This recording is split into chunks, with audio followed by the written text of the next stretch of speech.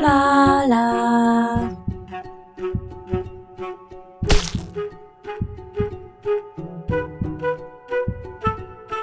Hello peeps and welcome back to Project Hospital. Welcome back to campaign 1, where we are just starting our night shift. The day shift are just going home. It's the last of the day shift going home, and we've had night shift come in. There's a couple of things that we want to do. The first thing that we like to do on our night shift is effectively the rounds of everybody that's currently hospitalised in the hospital, and just making sure that everything's okay with them, and if there's any way that we can expedite getting them out of the hospital. Always nice. So we can see here that Margaret Robinson is currently hospitalised in our emergency department. For seemingly no reason. She only needs numbing ointment. So what we're going to do is give her the numbing ointment, and then they should just release her. So she'll be clearing a bed by morning. Fantastic. We have William Davis here, who is currently waiting for some medicine to be treated. He is sleeping. So we're going to keep an eye on him for the moment. Wow, Susan Foster here is waiting on a whole mess of tests to be run through the stat lab. Now, she's a hospitalised patient. Now, we talked about this near the beginning. So this stat lab, and we know it's this stat lab because it's part of the emergency department, and it's the only stat lab that I have in the emergency department. You can see I only have one, and it's here. And it was talked about that. Yeah, where is this guy? So this guy is our nighttime stat guy, and we can see he was due to start work over an hour ago, and he hasn't got to work yet, and that's because he has a long commute to work. So he is late, and he is going to be dealing with Susan Foster's stat results, I believe. Let's keep an eye on him. Yeah, handling samples. So I believe that he should be working on Susan Foster's. Where's he going? Maybe he's. Let's see where he's going. Let's see. Where are you going, Fraser? You're an hour late to work, by the way. I'm pretty angry. So right. So he's coming to get the samples where Susan is. So he's come to collect Susan's samples, which is fantastic, and because she's got loads of samples here. And he's now going to take them back. So you can see that when I get into bigger hospitals, I tend to start having a stat lab that deals with daytime clinic patients only, and a stat lab that deals day and night with hospitalised patients only. And that particular stat lab I have near where the hospitalised patients are to stop this walk that he's just done. So that's a strategy that we can get to later one day. Probably not in this hospital. And we can see that it is her results that he is now processing. Her picture came up here to say that it is Susan Foster's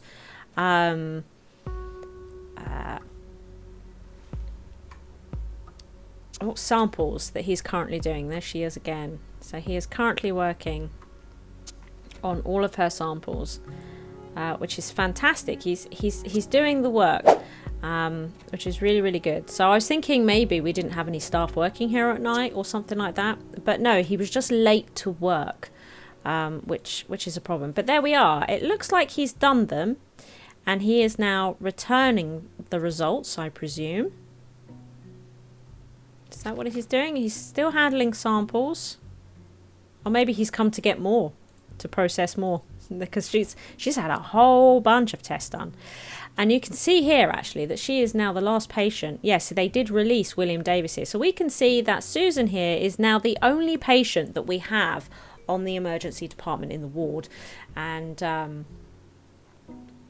that's okay. That's okay. We managed to clear some others out. Brilliant. Now, we also have an intensive care ward, but I don't think there's anybody on it. No. General surgery doesn't have hospitalisation yet, but this one does. So we've got these patients to look through. All these patients are currently hospitalised as well. So let's we're just doing the rounds. It's always good to do the rounds. So what's going on with this guy? He's got his leg cast on. This blue means we've done it. It says so here. And at the moment, what we might do is just try and make him a little bit more comfortable. Give him medicine, so just deal with these symptoms that he's suffering from here. See if we can just make him a little bit more comfortable. But I think he'll largely be gone by morning. It should be fine. So here, carpal tunnel syndrome, nasty. They've had this surgery. So again, James might actually be released in the morning. Nothing to worry about here. Jordan. He has a knee dislocation. Ow. We might just give him an ice wrap. just to deal with the swelling, yeah, and the bruising. There we go. But yeah, he's had his leg surgery. The surgery's gone through, so they'll probably release him in the morning. He won't be in for too much longer. Sarah Miller is being transported back to her room. It looks like that she's just had surgery. Or she's going to have an x-ray, which is not necessary. So we're going to get rid of the... no, she's just had a surgery, I think. We're going to take the x-ray away. It's not necessary. She dislocated her shoulder, look. She's had surgery. We're going to give her some drugs to reduce the pain that she's currently in, see if we can get her satisfaction a little bit higher. And we're also going to give her an ice wrap just to try and reduce the swelling that she's experiencing. She's entertained. She's had a bit of a rough night because she had surgery. Not much I can do about that. And she's sort of critical. As she says, needs critical. I mean, she's not that bad. So, anyway. Then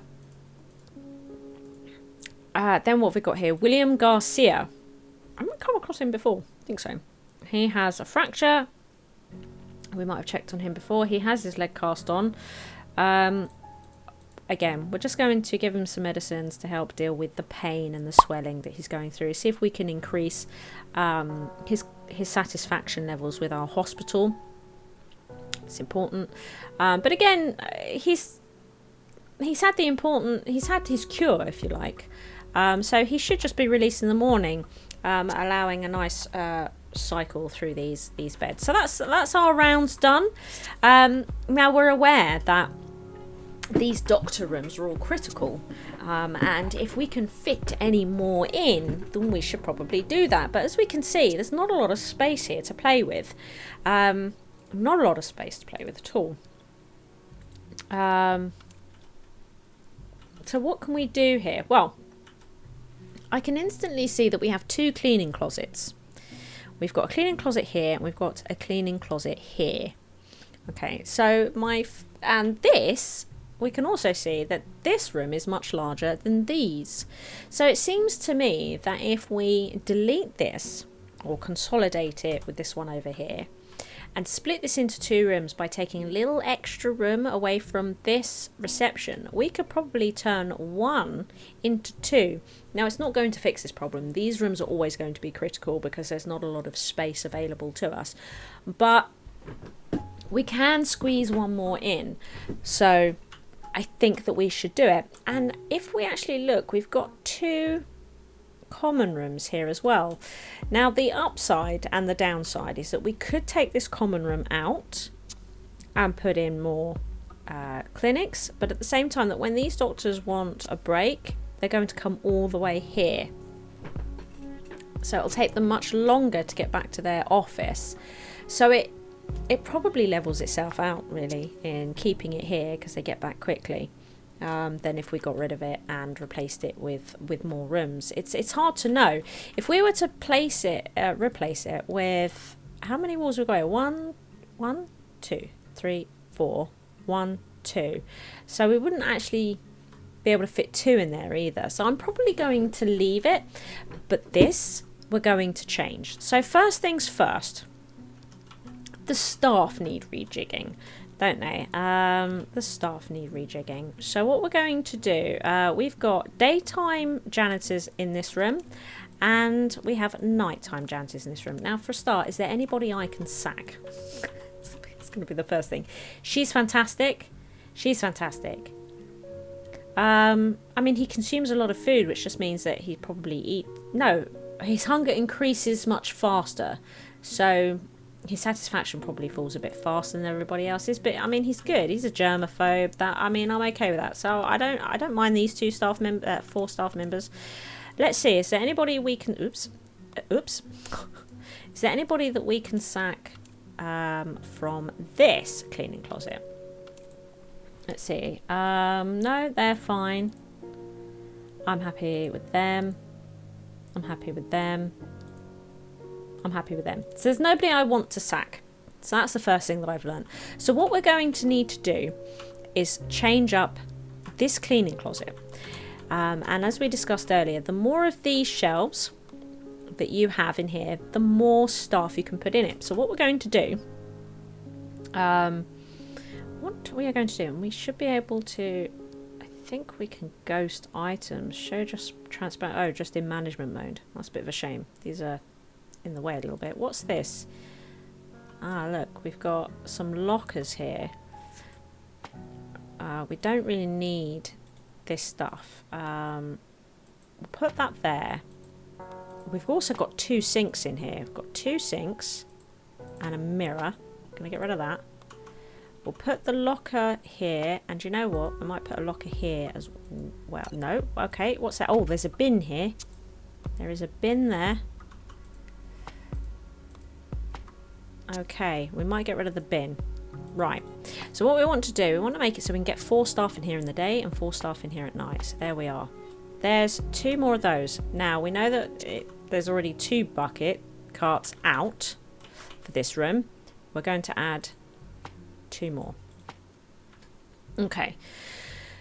Fantastic. Now, if we come back into management mode, we can see we've got the space. So what we're going to do is we want to add William Rodriguez and Casey Wilson over here. So Casey and William. Okay. And then on the daytime shift, we need to add Kate over to here and Karen. Excellent. So now we've shifted all the staff out of this room, which is fantastic. We're not going to be able to do that with her. We're going to make her roomless. But she's not in work at the moment. She's not using her room. So there's no items. Like when the items are green, you can't delete them because they're currently being used by somebody. These rooms now aren't being used by anybody, except there are some green cards still kicking around. Which means actually, if all these green carts are here, they can be returned to this room. So what we might actually do is just delete these. They're not going to be needed because they're out and about. And they can return them to this cupboard. So what we want to do now is delete these rooms. So we are going to do the bulldoze option, which bulldozes walls and objects. So we're just going to come across, do that, okay?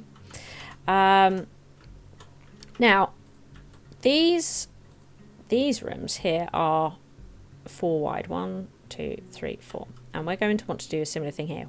1, 2, 3, 4. So the closet that we had here was the right size. Fantastic. And it looks like we'll be able to get 3 rooms in here. 1, 2, 3, 4. So we're going to put a room here. And you can see that we're going to want to take 2 from reception to make. So we're going to actually turn 1 into 3. This is pretty good. It's pretty good. But we just need a little extra room here. Now we only have 1 receptionist working here in the day. If we could just move him up the desk. Just move him up the desk. Because what we are going to do... no. This we're just going to delete this. And we're going to move this bit of the desk up. We're going to move these chairs up. Now they encroach just a little bit. Just a little bit. On the front of this desk, but he's not working there, so this is okay. And because I want to keep things neat, we are just going to rejig the floor for the reception area there. And now we can come in with our walls and build it across here, build it down here, and we are keen to get rid of this wall here.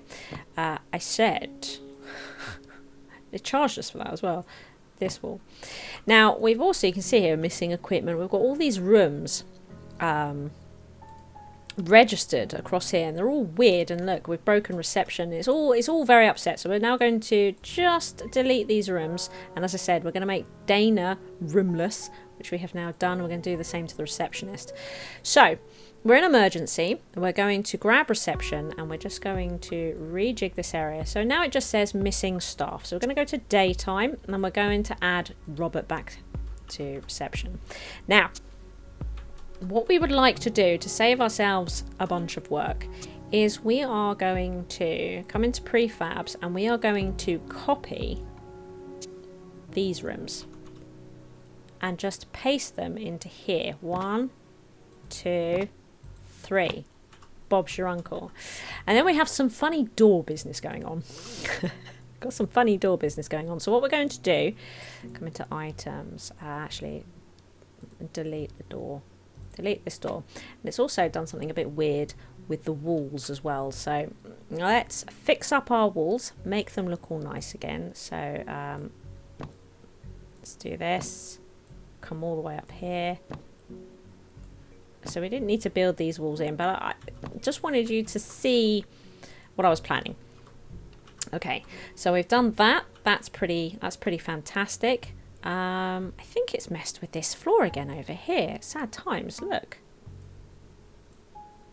Oh no, it's hidden. That's weird. It's just hidden. Okay, that's fine. There we are. So we've managed to add a bunch more rooms. Now we know that we've got Dana here that needs to be added back to a room, but now we can employ 2 more. Isn't that fantastic? We can employ 2 more. There's something wrong with this door. Got something blocking this door. That's why it's red. I think it's because there's a chair outside there. So we'll deal with that in a moment. So we need some more staff to go in here. So let's see. I've got some hidden traits. So let's unhide those. So they spend twice as much time enjoying food, which means they go on break for quite a long time, Frank Miller. Oh, but look at Linda. Linda Jones is just a good boss. She's also got quite a lot of experience in diagnosing. Do you know what? I think we'll get Linda Jones in. Now, she looks amazing. She's a germaphobe, but I'm okay with that. She's got advanced diagnosis look. She's also quite a good boss. Is she better than Christopher? She might actually be better than Christopher. Christopher, I think, works. Yeah, let's have a look at Christopher. Yeah, I'm going to employ Jennifer Davis, and we are going to make Jennifer Davis the new chief doctor. She's a good boss. Fantastic. That's brilliant. Really pleased about that. Okay, so we've got all these new doctors, which is great. Should make tomorrow just a little bit easier. Now, what's in front of this door? We've got a chair that needs moving out the way. This TV, we might move out the way. Might put it there, like that. Okay. Alrighty. Game mode. So, we've just employed them. So they're now going to go home. It's shining red, actually, because of this piece of equipment. That's fine. That's absolutely fine. Look at that.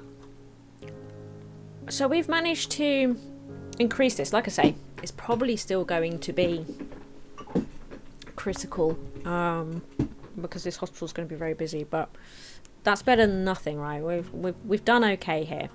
Now the other thing, employee got drunk last night and won't feel too good today. So we've just learnt about Dana. Oh look, an objective for insurance. We reached 70% prestige at the end of the day, and we got 35,000 doubloons in a government grant. Isn't that fantastic? And now it says enable hospitalisation at general surgery. Yep, that is something that we're going to need to do. Probably not right now though. So we've learnt about Dana, who we've just put into this office, that she is an alcoholic. which unfortunately means that I'm now going to fire her. Sorry, but I can't have you here. So we need to come back into here and employ somebody new for this department. So let's... Do you know what we might do is get a fresh bunch of candidates and reveal their traits. Okay, so they'll be late for work. They also have really dirty shoes. They make the place really, really dirty. They're anaesthetist. That's no good. They're very slow moving. They're also late for work a lot.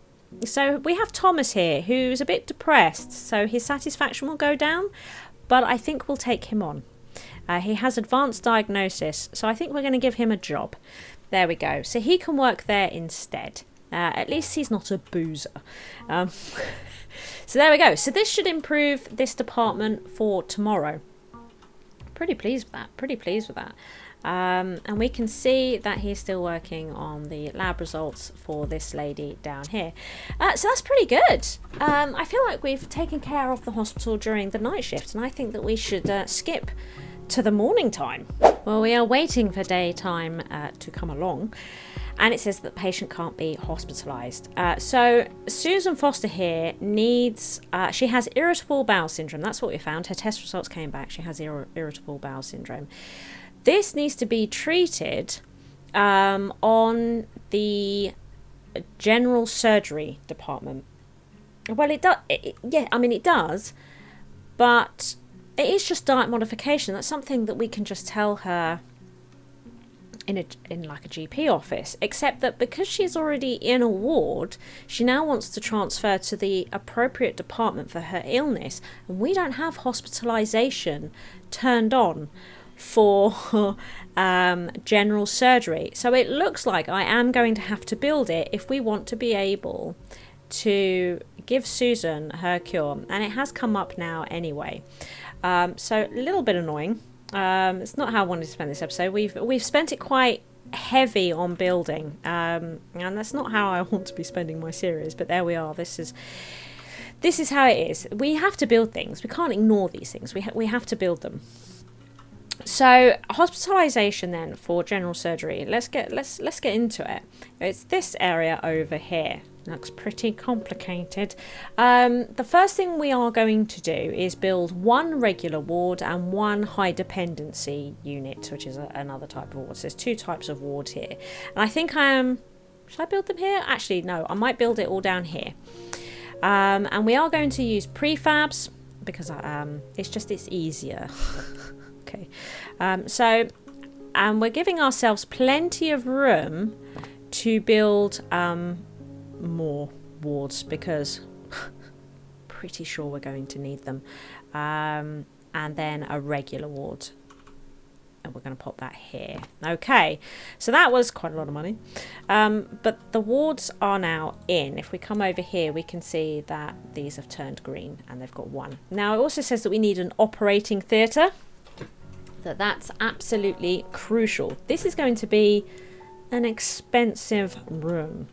It really, really is. But let's do it. I think we're going to do a lot of treatment over here. So the surgery,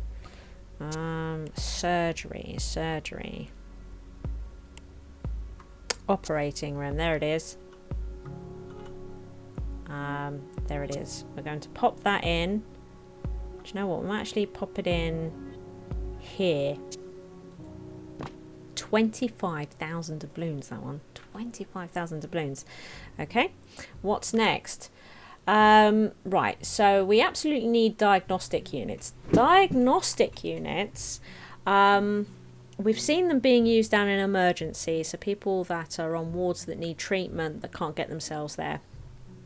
They are wheeled off to these rooms.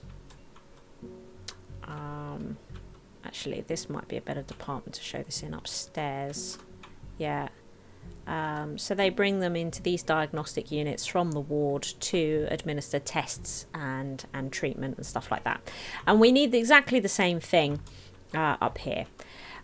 We need at least one diagnostic unit. Again, they will probably need to be increased as time goes on, but for now we are just going to build one. Is that the only... Oh, we can do a 6x6. Do you know what? That might be better. I might do a 6x6. 1, 2... Oh, actually, we could do it across there, couldn't we? Could do it across there. Diagnostic unit. Boom. Okay. It's got a diagnostic unit. Now, we need nurses' stations and on-call rooms. At a minimum. I mean, we can build these other rooms. We're not going to build them right now. But we have to have on-call room for doctors and nurses station. So, because they are the ones that deal with... They are the staff that deal with everybody that has been hospitalised. So we absolutely need these departments as well. So I think what we might do... the nurses station... The nurses spend a lot of time... Might get a big one. The nurses spend a lot of time with the wards. Might keep the wards together. What we'll do, we'll put the nurses station up here. And we'll do the same with the on-call room. What's the biggest on-call? We've got an 8x6 the same. No? It's a small one. Do we have a bigger... on-call room? On-call room. Turn it around. That's the door. There. Okay. Right, spending all of our money at this point.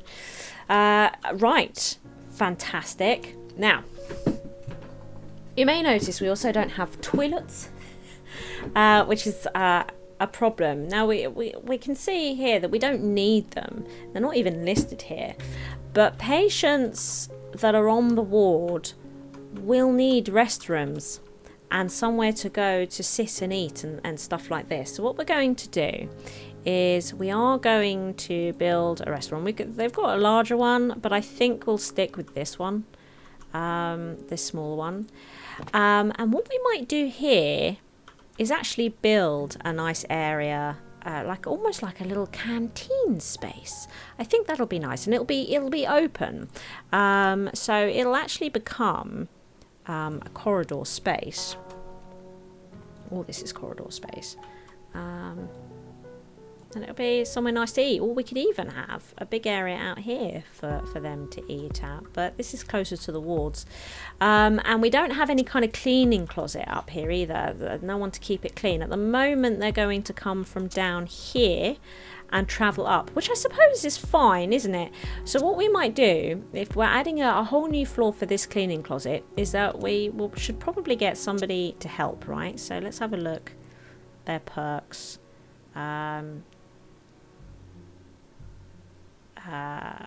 Rest levels decrease slower, right? So we might get him in to help during the day because there's now an upstairs, and then at night time we're going to employ somebody because the hospitalisation place is open at night and will get dirty. So what we will do is get somebody else in. Do you know what? We might... Rest is much faster. He's a germaphobe. We might get him in. He's cheap, but it is just the night shift, right? It is just the night shift. So fantastic. Okay. Now, what we should bear in mind with this corridor business is that we have to mark the corridor so that they do get cleaned. So these areas get cleaned and people are going to be walking around them. So it's important that we include all this space to be cleaned. Given that this department at the moment is fairly empty. It's fairly empty. Have you noticed how empty it is? But it will grow. It absolutely will grow.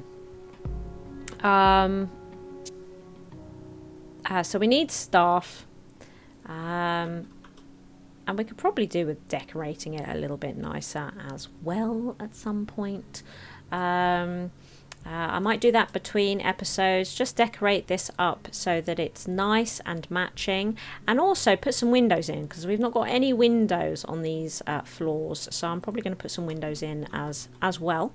And what I will do is also staff this up. As we saw in an episode before when we were staffing up, we're going to make sure that we have enough staff to do surgery in the day, but we're not going to have a surgery running at night, I don't think, unless it's absolutely necessary. So I will get to that, and then in the next episode we can actually get to the day shift and run the hospital for a bit. Wouldn't that be nice? Thank you for watching. I hope you've enjoyed the episode. If you did, please hit that like button. As long as you are here, why not take your first step on the path to total coolness by supporting me via Patreon. The cooler you are, the harder I work, which means even more SHIZWAH.